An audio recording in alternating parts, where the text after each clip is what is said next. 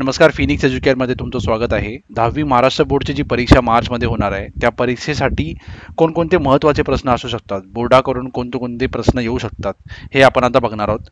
काही वर्षांपूर्वी बोर्डाने क्वेश्चन बँक रिलीज केली होती, म्हणजे प्रश्न पेढी रिलीज केली होती. मग त्या प्रश्न पेढीमध्ये काही प्रश्न त्यांनी दिले होते. ते प्रश्न बोर्डाच्या हिशोबाने महत्त्वाचे प्रश्न होते.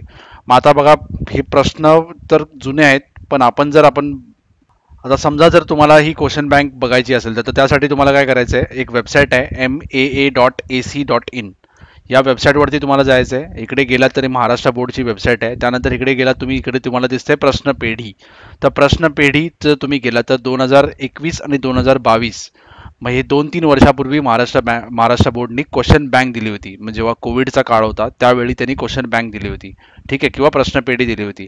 आता मला माहिती आहे की ही प्रश्नपेढी जुनी आहे, पण सिलेबस तर सेम आहे, ठीक आहे. सिलेबस किंवा धडे येणार आहेत परीक्षेमध्ये, पुस्तक तर सेम आहे. मग ते जे काही प्रश्न दिलेले बोर्डांनी, ते प्रश्न आपण आता बघू शकतो. तुम्ही जे आता अभ्यास करताय, तुमचा बऱ्याच जणांचा अभ्यास झाला असेल, तुम्ही आता रिव्हिजन करत असाल.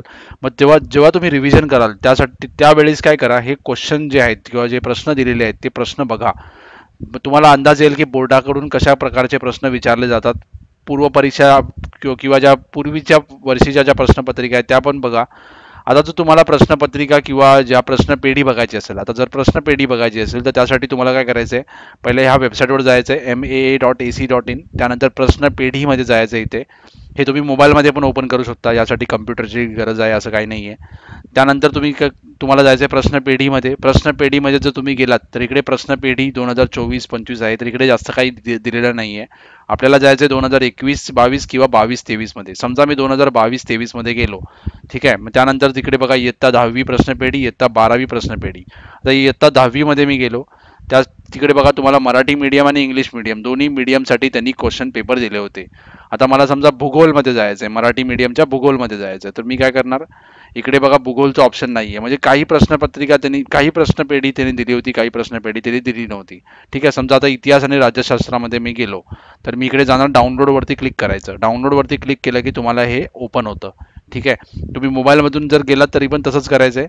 त्यानंतर तुम्हाला काय करायचं, इकडे जायचं, इकडे प्रिंटचं ऑप्शन आहे, तिकडे क्लिक करायचं आहे आणि त्यानंतर सेव्ह ॲज PDF सिलेक्ट करायचं. इकडे सेव्ह ॲज PDF सिलेक्ट करायचं. सेव्ह ॲज PDF सिलेक्ट केलं, सेव्ह दाबलं तर तुमच्या मोबाईलमध्ये किंवा तुमच्या कम्प्युटरमध्ये हे डाउनलोड होणार, ठीक आहे.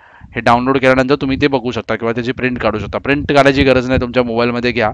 आता जर तुम्ही इतिहासचा बघताय, इतिहासामध्ये जर त्यांनी दिलेलं आहे बघा, हे प्रश्न दिलेले आहेत, म्हणजे प्रत्येक धड्याचे जे महत्त्वाचे प्रश्न आहेत, इतिहास, लेखन, पाश्चात्य परंपरा, त्याचे जे महत्त्वाचे प्रश्न आहेत ते त्यांनी दिलेत.